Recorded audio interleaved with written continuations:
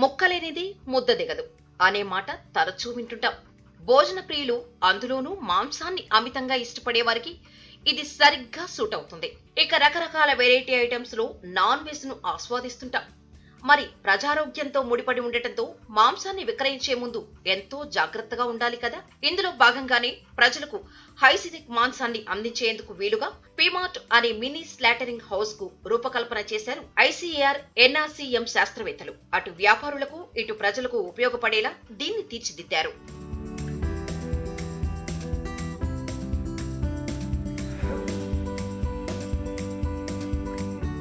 Non veg అంటే దాదాపు అందరికీ ఇష్టమే. ఎక్కడో కొందరు తప్ప అందరూ కూడా మాంసం ప్రియులు ఉంటూ ఉంటారు. సో ఆరోగ్యకరమైనటువంటి పరిశుభ్రమైనటువంటి మాంసాన్ని తినాలని అందరూ కూడా ఆశిస్తూ ఉంటారు. ఈ నేపథ్యంలో అక్కడక్కడ బయట మార్కెట్లో జరిగేటువంటి అన్హెల్దీ కండిషన్స్ అంటే కంటామినేషన్ అంటే కల్తీ జరిగేటువంటి అవకాశం ఉన్నటువంటి నేపథ్యంలో అంటే మాంసాన్ని కట్ చేసే దగ్గర నుంచి కూడా సో మనకు డెలివరీ వచ్చే వరకు అంటే మనం ఇంటికి తీసుకెళ్లే వరకు కూడా అక్కడక్కడ కంటామినేషన్ జరిగేటువంటి అవకాశాలు చాలా స్పష్టంగా కనిపిస్తున్నాయి. ఈ నేపథ్యంలోనే చెంగిచెర్లలో ఉన్నటువంటి ICAR national research centre on meet NRCM అనేటువంటి ప్రభుత్వ రంగ సంస్థ ఒక కొత్త రకమైనటువంటి పీమార్ట్ అనేటువంటి ఒక కొత్త రకమైనటువంటి ఈ షీప్ కట్టింగ్ కానివ్వండి, గోట్ కట్టింగ్ కానివ్వండి, సో అక్కడ నుంచి కట్ చేసిన అనంతరం వాటిని నిల్వ ఉంచి రీటైలర్లకు అమ్మేటువంటి వరకు కూడా హైజీనిక్ కండిషన్లో ఉండేలాగా ఒక కొత్త రకమైనటువంటి పోర్టబుల్ టెక్నాలజీ అంటే పీమార్ట్ అనేటువంటి ఒక టెక్నాలజీని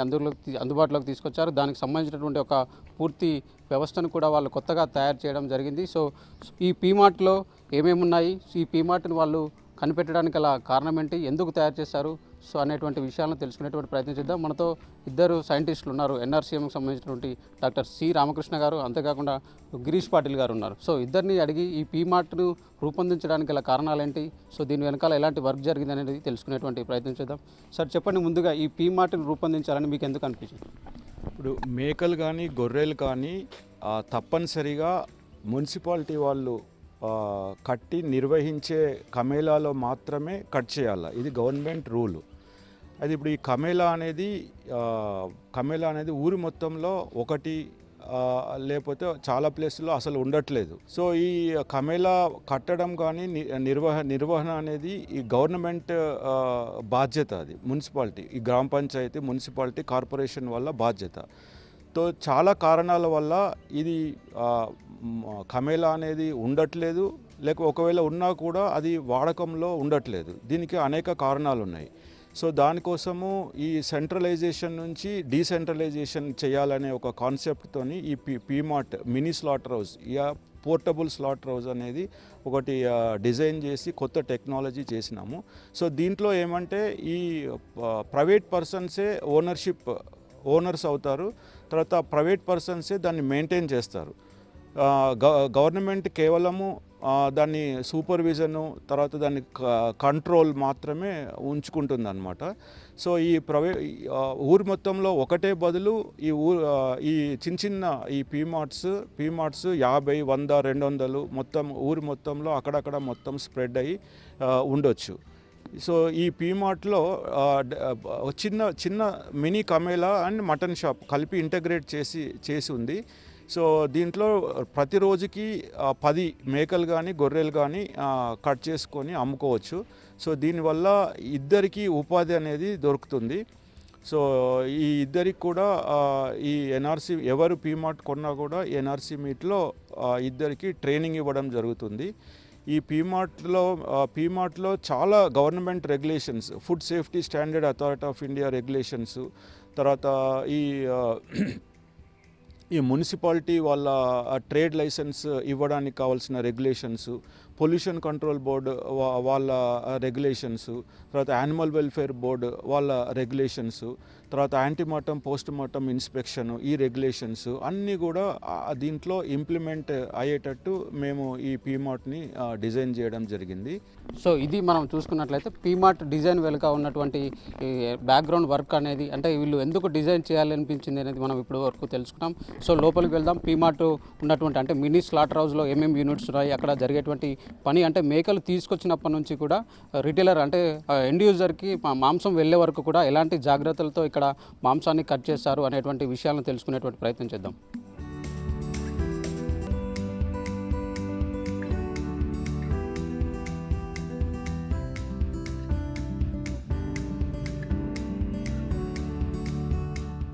ప్రస్తుతం మనం ఎన్ఆర్సీఎం శాస్త్రవేత్తలు రూపొందించినటువంటి పీమార్ట్ వద్ద ఉన్నాం. మనం ఇక్కడ చూసుకోవచ్చు ఈ పీమార్ట్లో అంటే మాంసాన్ని మేకలను తీసుకొచ్చినప్పటి నుంచి కూడా కస్టమర్ ఎవరైతే ఉంటారో వాళ్లకు మాంసాన్ని అందించే వరకు కూడా ఉండేటువంటి టెక్నాలజీ మొత్తాన్ని కూడా ఒక దగ్గర చేసి వీళ్ళంతా కూడా ఈ పోర్టబుల్ మెషిన్ని వీళ్ళంతా కూడా మినీ స్లాటర్ని వీళ్ళంతా రూపొందించారు. మనం విజువల్స్లో క్లియర్గా చూసుకున్నట్లయితే దాదాపు ఇక్కడ 4 యూనిట్స్ ఉన్నాయి.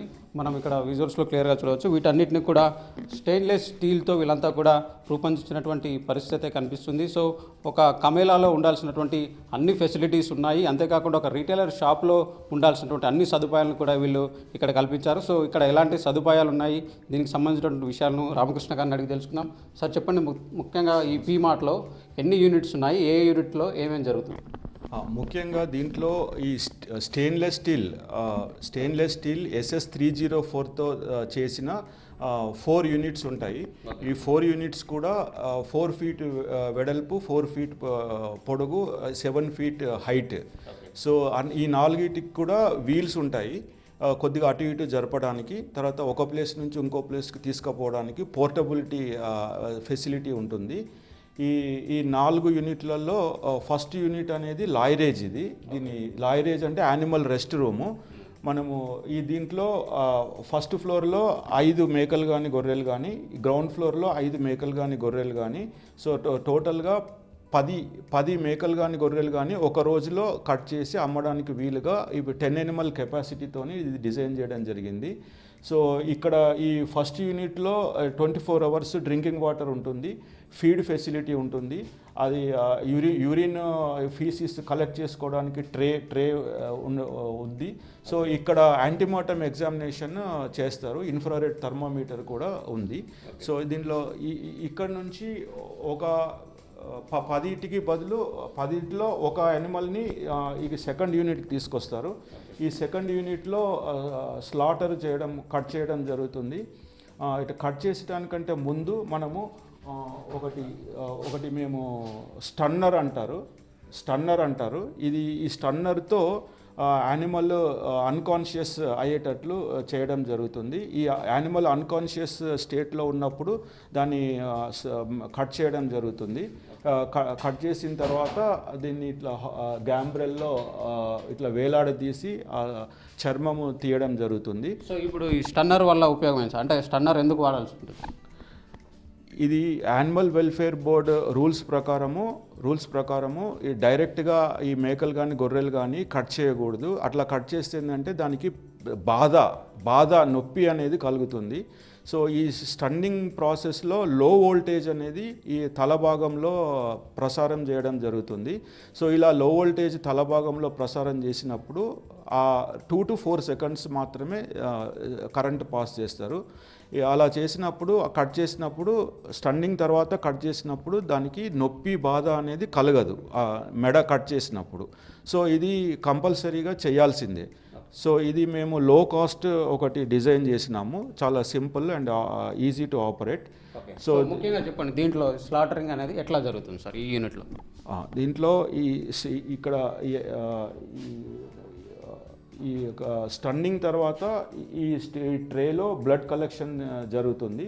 దాని తర్వాత ఈ తలను కాళ్ళు అనేటివి ఒక స్టీల్ కంటైనర్లో పెట్టి దానిలో మెష్ లిడ్ పెట్టేస్తారు. తర్వాత దీన్ని ఈ గ్యాంబ్రెల్కి ఈ వెనుక కాళ్ళతో వేలాడదీయడం జరుగుతుంది. దాన్ని చర్మం తీసేస్తారు. తర్వాత ఈ బోటి, ఈ స్టమక్ ఇంటెస్టైన్ కూడా దాన్ని తీసేసి ఒక సెపరేట్ స్టీల్ కంటైనర్లో పెట్టేస్తారు. తర్వాత దీన్ని ఇక్కడ ఈ స్ప్రేయర్స్, దీని ఏంటంటే మనము తక్కువ నీరు వాడకంలో ఉండేదానికోసము దీని స్ప్రేయర్స్ ఇంట్రడ్యూస్ చేసినాము. దీంట్లో తక్కువ నీరుతోని ఒక మేక గొర్రెకి కేవలం 2 నుంచి 3 లీటర్ల మాత్రమే లిక్విడ్ వేస్ట్ జనరేట్ అవుతుంది. సో ఆ రకంగా ఈ స్ప్రేయర్స్ ఇంట్రడ్యూస్ చేసినాము. సో ఇక్కడ ఈ సెకండ్ యూనిట్లో మనకి ఫ్యాన్ ఉంటుంది, ఎగ్జాస్ట్ ఫ్యాన్ ఉంటుంది, ఇన్సెక్ట్ కిల్లర్ ఉంటుంది, 3 ట్యూబ్ లైట్స్ కూడా ఉంటాయి. తర్వాత ఇక్కడ అన్ని 4 రకాల ఐటమ్స్. ఇది కార్వింగ్ నైఫ్ అంటారు. తర్వాత ఇది క్లీవర్ నైఫ్ అంటారు. తర్వాత ఇది ఒకటి రేజర్, షేవింగ్ రేజర్ లాంటిది కూడా డిస్పోజబుల్ బ్లేడ్స్తో యూజ్ చేసేందుకు చేసినాము. తర్వాత ఇది ఫుడ్ గ్రేడ్ సిజర్స్. ఈ నాలుగు కూడా ఇది 2 లీటర్ కంటైనర్. సో ఇది 1% సోడియం హైపోక్లోరైట్ సొల్యూషన్లో ఇది డిప్ చేసి ఈ రకంగా ఈ నైఫ్స్, సిజర్స్ అన్నీ కూడా స్టెరిలైజ్ చేయడం జరుగుతుంది. సో నైఫ్ షార్పెనింగ్ కోసం కూడా మనకి నైఫ్ షార్పెనింగ్ రాడ్స్ కూడా ఉన్నాయి ఇక్కడ. సో ఇక్కడ చూసుకున్నట్లయితే మనం ఒక గ్యాస్ కనెక్షన్ కూడా మీరు ఇవ్వడం జరిగింది. ఎందుకు సార్ ఇది తలా కాళ్ళని కూడా ఇప్పుడు బయట రోడ్డు మీద ఏంటంటే బొగ్గులతో పొగతో కాలుష్యం జరుగుతూ ఉంది కాబట్టి ఈ గ్యాస్తోనే తలా కాళ్ళని కూడా దాన్ని బర్న్ చేసి సింజింగ్ అంటారు, అలా చేసేటాని కోసము ఇక్కడ ఇది బర్నర్ ఒకటి దీంట్లో ఇంక్లూడ్ చేసినాము. తర్వాత దీంట్లో వచ్చిన వేస్ట్, ఈ కసరు కానీ తర్వాత ఈ డొక్క కడిగితే వచ్చిన రక్తము అట్లాంటివన్నీ కూడా ఇక్కడ వేస్ట్కి ఒక కంటైనర్స్ పెట్టినాము. 20 లీటర్ మిల్క్ క్యాన్స్ ఈ కంటైనర్లో కలెక్ట్ చేసి ఈ వేస్ట్ని, లిక్విడ్ వేస్ట్, సాలిడ్ వేస్ట్ అంతా కూడా తీసుకెళ్ళి మనం బయోగ్యాస్ ప్లాంట్లో షిఫ్ట్ చేయాలి. సో ఇక్కడ వాటర్కి కూడా 20 లీటర్ వాటర్ క్యాన్స్ 4 పెట్టినాము. ఈ ఒక్కొక్క యూనిట్లో ఒక్కొక్కటి లాగా. ఈ వాటర్ కూడా ఏంటంటే మనం ఏదైతే వాటర్ తాగుతామో అదే నీళ్లు వాడాలనేది ఒక కాన్సెప్ట్ మనము ఇంట్రడ్యూస్ చేసినాము. మనం యాక్వాగార్డ్ నీళ్ళు అయితే యాక్వాగార్డ్, ఆర్వో అయితే ఆర్వో వాటర్, బయట 20 లీటర్ బబుల్స్లో ఫిల్టర్డ్ వాటర్ కూడా దొరుకుతూ ఉంది. సో ఆ ఫిల్టర్డ్ వాటర్, ఏదైతే వాటర్ మనం తాగుతామో ఆ నీళ్ళే ఇక్కడ వాడాలనేది మేము అడ్వకేట్ చేస్తున్నాము. సో వేరే ఎక్కడ పడితే అక్కడ ట్యాప్ వాటర్ ఏది పడుతుంది వాడకుండా చేస్తున్నాము. అయితే యూనిట్ 1 ఇక్కడ 2 మనుషులు కంపల్సరీగా ఆపరేట్ చేయాలా. ఒక మనిషి ఏంటంటే కేవలము అన్క్లీన్ ఆపరేషన్స్, డర్టీ ఆపరేషన్స్ కోసము. ఇది యూనిట్ 1, యూనిట్ 2 ఈ రెండింటి కోసము ఒక అన్క్లీన్ పర్సన్. సో ఇక్కడ యూనిట్ 3 and 4 కలిపి ఒక క్లీన్ ఆపరేషన్స్కి క్లీన్ పర్సన్ ఉంటాడు. సో ఇక్కడ నుంచి మనము ఆ డొక్క కార్కాస్ని మనం ఇక్కడ హ్యాండ్ ఓవర్ చేస్తాము క్లీన్ పర్సన్కి. సో ఇక్కడ పోస్ట్ మార్టం ఎగ్జామినేషన్ కూడా చేయడం జరుగుతుంది. సో ఇక్కడ క్లీన్ పర్సన్ ఏంటంటే ఈ కార్వింగ్ నైఫ్, క్లీవర్ నైఫ్, ఈ సిజర్స్ ఇవన్నీ, తర్వాత ఇది బోన్, ఇవన్నిటితో మనకి చిన్న ముక్కలు చేయడం జరుగుతుంది. అయితే ఇక్కడ వుడెన్ లాగ్ అనేది వాడకూడదని మేము చెప్తా ఉన్నాము. ఈ వుడెన్ లాగ్లో ఏమవుతుందంటే ఈ మాంసం నుంచి ఒక మాయిశ్చర్, ఒక తేమ, ఒక వాటర్ లాంటి పదార్థము రిలీజ్ అయ్యి అది అబ్జర్వ్ అవుతుంది ఈ వుడెన్ లాగ్ అవుతే, ఈ చెక్క మొద్దు అవుతే. సో ఆ చెక్క మొద్దు వాడొద్దని మేము చెప్తా ఉన్నాము. ఈ నైలాన్ ఫైబర్ బోర్డ్ మాత్రమే వాడాలని చెప్తా ఉన్నాము.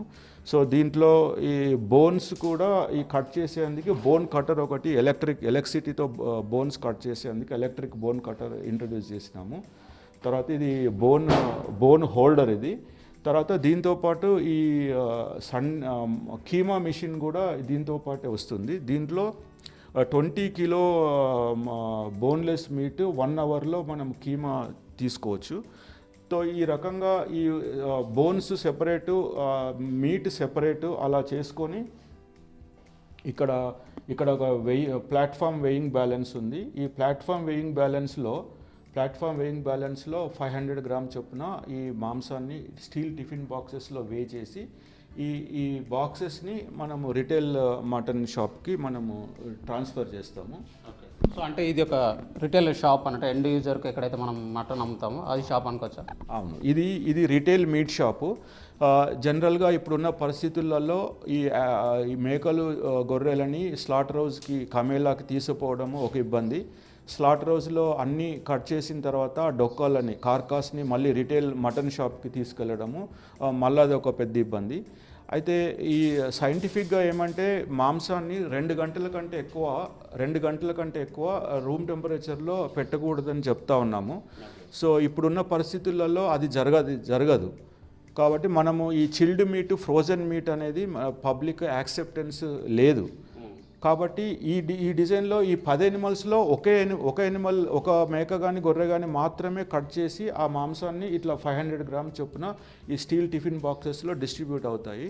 సో ఇప్పుడు ఈ మీట్ సేల్ అయిన తర్వాతనే సెకండ్ యానిమల్ స్లాటర్కి తీసుకొచ్చి స్లాటర్ చేయడం జరుగుతుంది. అంటే ఇప్పుడు ఒకవేళ 2 గంటలు దాటింది అనుకోండి సార్, ఒక మేకను కానీ గొర్రెను కానీ కోసిన తర్వాత వీటి ఒక 2 hours దాటింది అనుకోండి, దాన్ని ఏం చేయాలంటారు? ఎట్లా దాన్ని ప్రిజర్వ్ చేసుకోవడానికి ఎలాంటి ఫెసిలిటీ కల్పించాలి? సో ఈ మటన్ అనేది ఈ 2 అవర్స్లో మ్యాక్సిమం సేల్ అవుతుంది. ఏదన్నా 1 kg కానీ 1/2 kg కానీ 2 hours లోపల సేల్ కాని పక్షంలో దాన్ని మనము ఇమ్మీడియట్గా రిఫ్రిజిరేటర్లోకి 4 degrees సెంటిగ్రేడ్కి షిఫ్ట్ చేయాలా. సో ఇక్కడ 45 లీటర్ రిఫ్రిజిరేటర్ ప్రొవిజన్ ఉంది. సో దీంట్లో 7.5 kg అంటే 15 boxes పెట్టుకునే ప్రొవిజన్ ఉంది. సో దాంట్లో 48 hours వరకు మనము ప్రిజర్వ్ చేసుకొని అమ్ముకోవచ్చు. ఈ 48 hours కూడా అమ్మకం లేకపోతే దాన్ని డీప్ ఫ్రీజర్కి కూడా ఫ్రీజర్లో కూడా షిఫ్ట్ చేసే ప్రొవిజన్ ఉంది.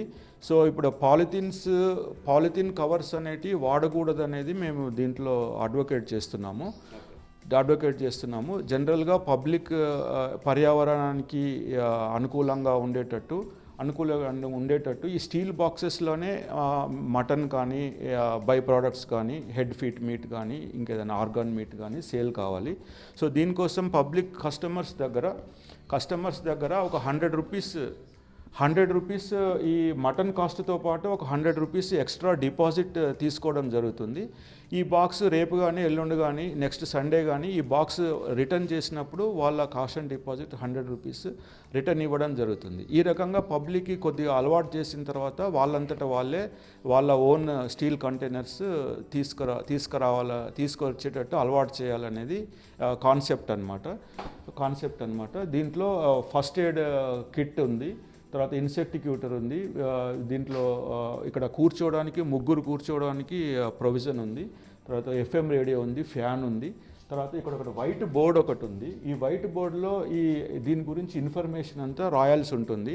అది మేకనా, గొర్రెనా, మగదా, ఆడిదా, లేకపోతే దానికి కిలో మటన్ కాస్ట్ ఎంత, తర్వాత హెడ్ ఫీట్ కాస్ట్ ఎంత. సో ఈ రకంగా డీటెయిల్స్ అన్ని రాస్తే కస్టమర్ వచ్చినప్పుడు ఈ డీటెయిల్స్ అన్నీ చూస్తే చాలా హ్యాపీ ఫీల్ అవుతారు.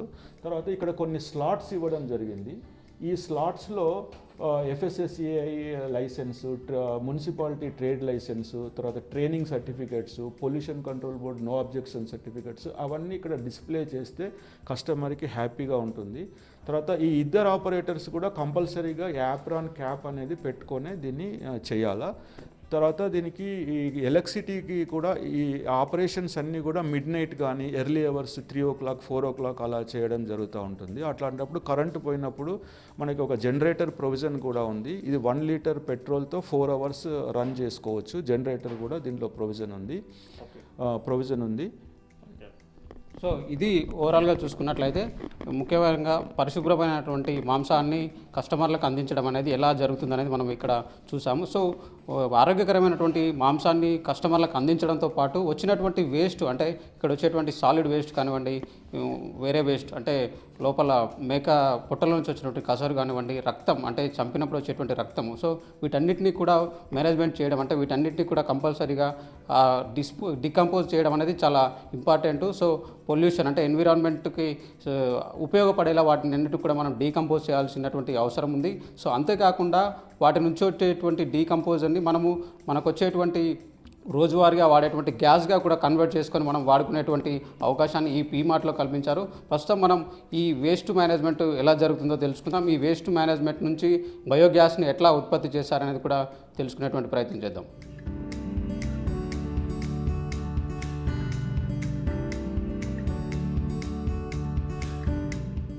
ప్రస్తుతం మనకు పీమార్ట్లో వచ్చేటువంటి సాలిడ్ వేస్ట్ కానివ్వండి, లిక్విడ్ వేస్ట్, వాటన్నిటిని కూడా కరెక్ట్గా డీకంపోజ్ చేసి వాటి నుంచి గ్యాస్ ఉత్పత్తి చేసేటువంటి బయోగ్యాస్ ప్లాంట్ వద్ద ఉన్నాం. మనం విజువల్స్లో క్లియర్గా చూడవచ్చు. అక్కడ నుంచి వచ్చేటువంటి వ్యర్థాలను ఈ ప్లాంట్లో వేసినట్లయితే ఇక్కడ నుంచి మనం బయోగ్యాస్ని ఉత్పత్తి చేసుకోవచ్చు. ఆ బయోగ్యాస్ని మనం ఇంటి అవసరాలకు కూడా ఉపయోగించుకోవచ్చు అని ఇక్కడ ఉన్నటువంటి సైంటిస్ట్ రామకృష్ణ గారు అయితే చెప్తున్నారు. ఆయనతో మాట్లాడి ఎట్లా బయోగ్యాస్ ఉత్పత్తి అవుతుంది అనేది తెలుసుకునేటువంటి ప్రయత్నం చేద్దాం. సార్ చెప్పండి, ఆ వ్యర్థాల నుంచి ఎట్లా బయోగ్యాస్ ఉత్పత్తి అవుతుంది సార్? సో ఇప్పుడున్న పరిస్థితులలో మున్సిపాలిటీ వాళ్ళు సాలిడ్ వేస్ట్ని కంపోస్టింగ్ చేసి ఒక ఎరువులాగా తయారు చేయాలి. అలాగే లిక్విడ్ వేస్ట్ని సివరేజ్ ట్రీట్మెంట్ ప్లాంట్లో కానీ ఎఫ్లూయెంట్ ట్రీట్మెంట్ ప్లాంట్లో కానీ ట్రీట్ చేసిన తర్వాతనే దాన్ని BOD COD అనేది తగ్గించిన తర్వాతనే ఎన్వైరన్మెంట్లోకి రిలీజ్ చేయాలి. సో ఇప్పుడు ఏంటంటే ఎవరి చెత్తకు వాళ్ళే బాధ్యులు అనే కాన్సెప్ట్తో మున్సిపాలిటీ గవర్నమెంట్ మీద వేస్ట్ మేనేజ్మెంట్ కూరకు డిపెండ్ కావద్దు, మన చెత్త జనరేట్ చేసిన చెత్తకి మనమే బాధ్యత వహించాలనే కాన్సెప్ట్తోని ఇది ఒకటి బయోగ్యాస్ ప్లాంట్ అనేది ఇంట్రడ్యూస్ చేసినాము. ఈ పీమార్ట్తో పాటు ఇది కూడా బయోగ్యాస్ ప్లాంట్ ఉంటుంది. సో దీంట్లో ఒక మేక కానీ గొర్రె కానీ నుంచి మనకి 2 నుంచి 3 కిలోల ఘన వ్యర్థాలు సాలిడ్ వేస్ట్ జనరేట్ అవుతుంది.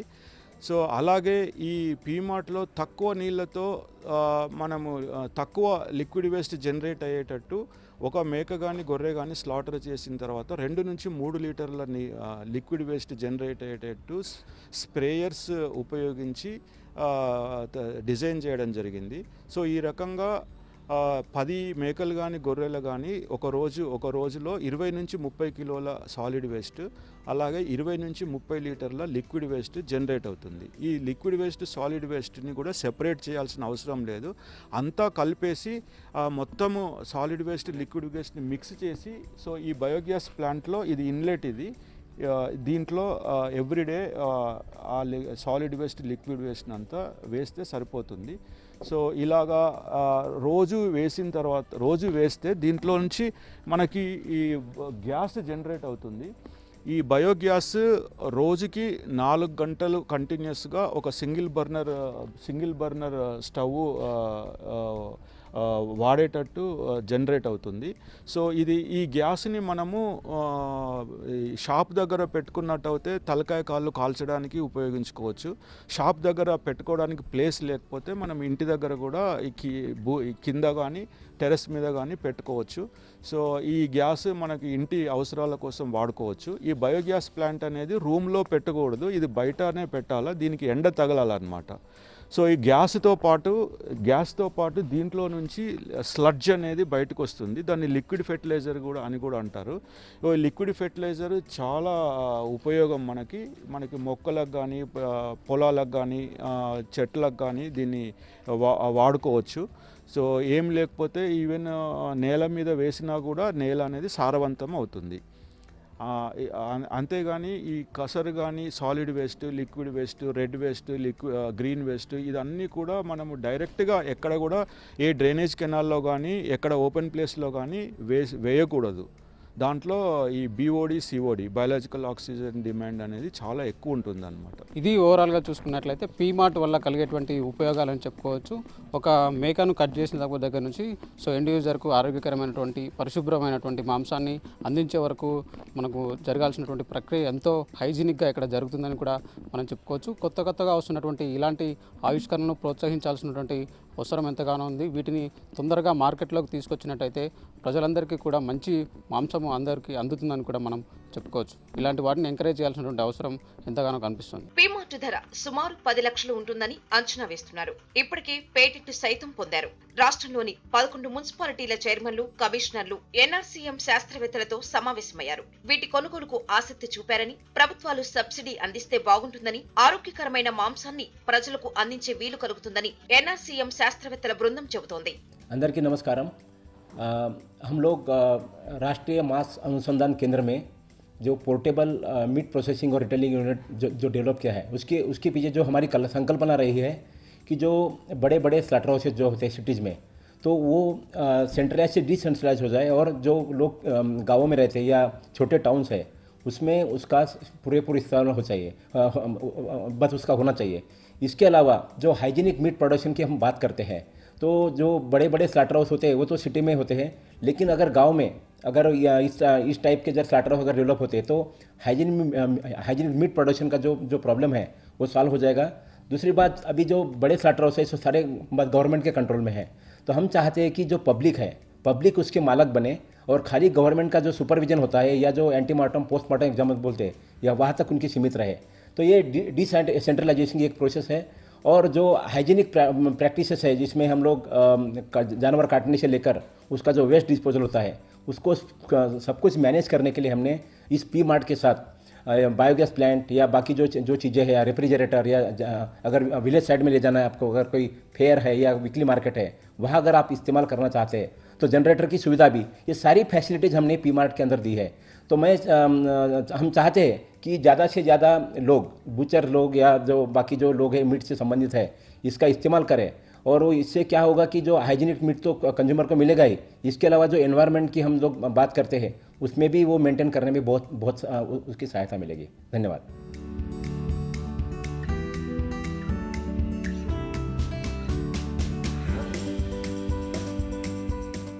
మాంసం అంటే లొట్టలేసుకొని తినే మాంసం ప్రియులను మనం చూస్తూ ఉంటాం. అలాంటి పరిశుభ్రమైనటువంటి మాంసాన్ని, ఆరోగ్యకరమైనటువంటి మాంసాన్ని మాంసం ప్రియులకు అందించేటువంటి కొత్త రకమైనటువంటి టెక్నాలజీయే ఈ పీమార్ట్.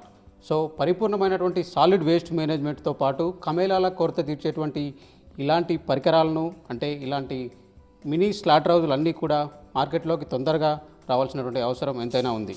వీడియో జర్నలిస్ట్ సంజుతో శ్రవణ్, ఏబిఎన్ ఆంధ్రజ్యోతి, హైదరాబాద్.